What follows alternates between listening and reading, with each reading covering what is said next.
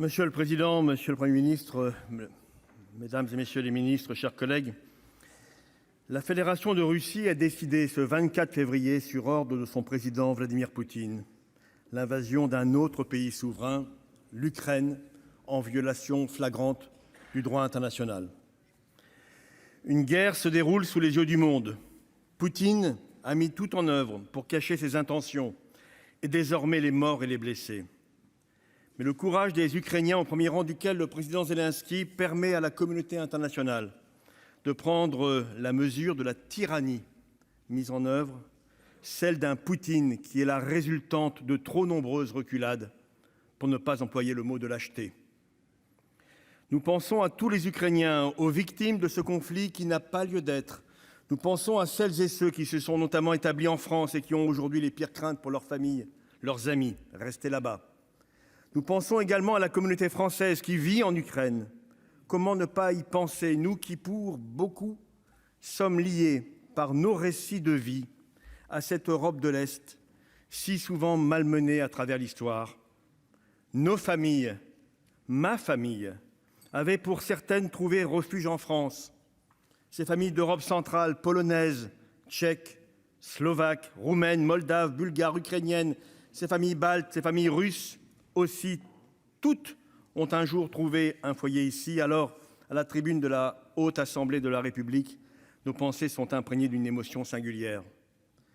Nous mesurons en ces instants que la guerre n'est pas le prolongement naturel de la politique, mais bel et bien la somme de la déraison et de la haine. Ici, sur nos bancs, nombre d'entre nous sont nés et ont grandi dans un monde coupé en deux, dans un monde où le feu nucléaire était une hypothèque permanente. L'automne 1956, le printemps 1968 avaient vu les cortèges d'espoir décimés sous le poids des blindés et des bottes. Nous ne pouvons pas rester spectateurs de la répétition de l'histoire et de ses pages les plus sombres. Pourtant, nous étions prévenus. Le président François Mitterrand, dans son discours d'adieu au Parlement européen le 17 janvier 1995, nous a laissé un héritage à cultiver. Il nous l'a dit, le nationalisme, c'est la guerre. Nous mesurons le poids de ces mots et notre engagement républicain doit être total dans la construction de l'Europe. Et puis, ces derniers temps, jusque dans notre propre pays, nous constatons la tentation d'opposer les Français entre eux ou d'attiser les communautés entre elles. Nous combattrons cela avec la même énergie. Ce que nous observons rigoureusement, c'est que le patriotisme ne se mesure pas aux harangues et aux coups de menton. Ceux qui crient fort à une pseudo-identité surannée sont aux abonnés absents lorsqu'il s'agit de tenir le drapeau. En cela, ils ne sont que les héritiers de ce que la France a produit de pire à travers son histoire. Nous le disons clairement, mes chers collègues, lorsqu'on se revendique français, enfant du pays des Lumières, il n'y a pas de place possible pour une parole politique dont le projet est justement la destruction méthodique de la liberté. Je le dis clairement, face à Poutine, il n'y a pas de doute, Poutine s'attaque à toute la liberté de conscience comme d'expression. Il s'attaque désormais au principe fondamental de la liberté des peuples à disposer d'eux-mêmes, principe qui ne peut être apprécié dans une géométrie variable et opportuniste, n'en déplaise à certains anciens amis français de Poutine. Poutine réveille en cela de vieux démons, ceux d'une Europe en guerre permanente, ceux d'un continent qui prenait les armes tous les 30 ans. Nous le redisons ici, le projet de renaissance des anciens empires sur la scène internationale est l'une des sources les plus inquiétantes pour la stabilité du monde et pour la paix. La mémoire de 2 guerres mondiales a conduit l'humanité à se doter d'organisations internationales, d'abord pour éviter que les attitudes expansionnistes, paranoïaques de quelques leaders ne débouchent sur de tels drames. Ce sont ces souvenirs que Poutine omet volontairement dans le récit révisionniste de l'histoire qu'il souhaite nous imposer. Au passage, voilà où on peut mener un roman national où la falsification remplace le travail des historiens.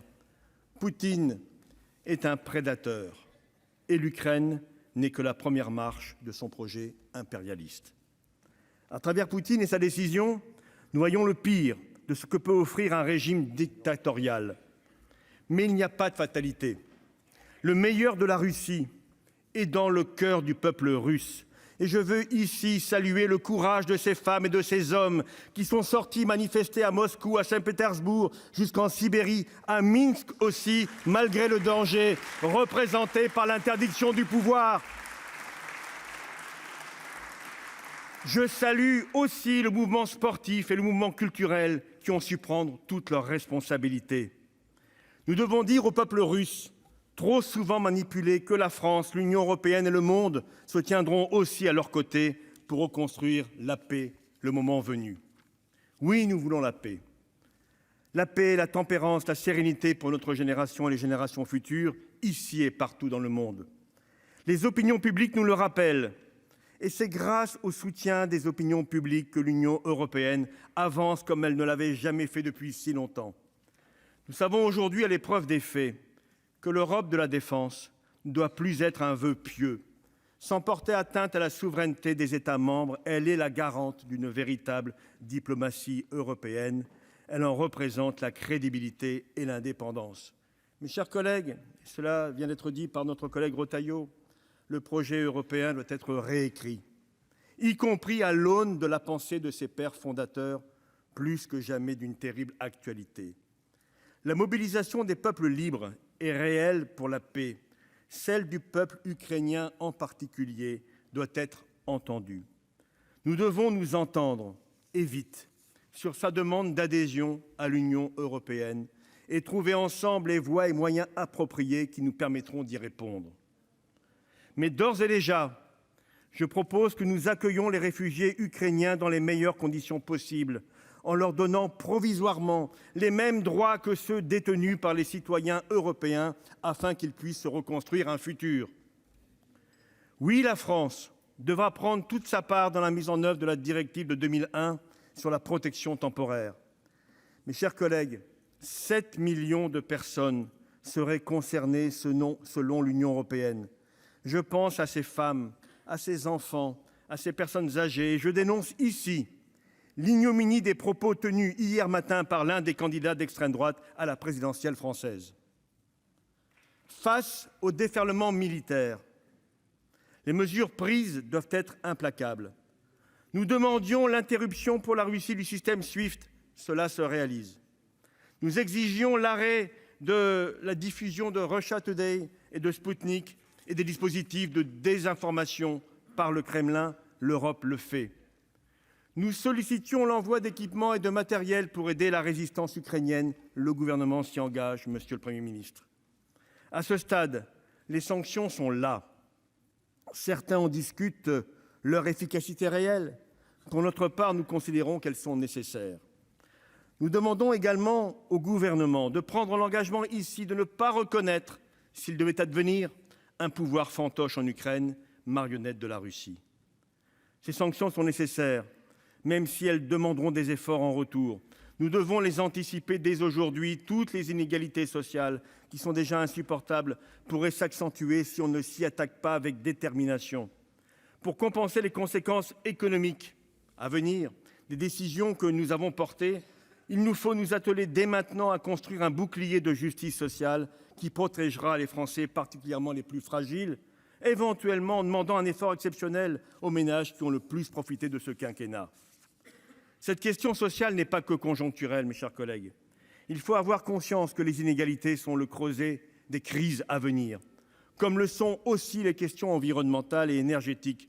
Nous devons prendre dès aujourd'hui la mesure des défis qui sont devant nous et agir sans délai, comme nous le presse le dernier rapport du GIEC qui nous alerte sur les conséquences déjà irréversibles du réchauffement climatique.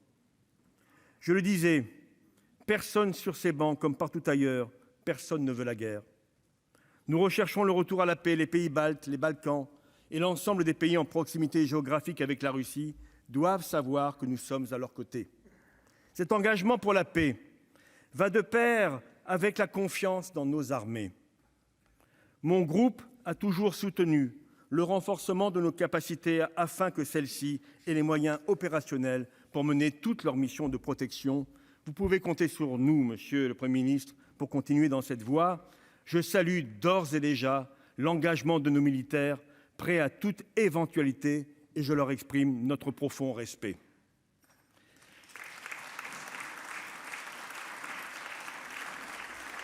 car tout démontre que c'est dans le rapport de force, y compris militaire, avec Poutine, que la voie de la diplomatie pourra être retrouvée. Lui seul nous oblige à réagir ainsi. Ces crimes contre les civils en Ukraine relèveront aussi un jour de la Cour pénale internationale. Je demande à ce que la France prenne toute initiative en l'espèce. Aucun traité ne saurait être arraché par la force. C'est d'égal à égal, sous la protection de l'ensemble de la communauté internationale rassemblée au sein de l'Organisation des Nations Unies, que l'Ukraine et la Fédération de Russie doivent définir les modalités de leur coexistence.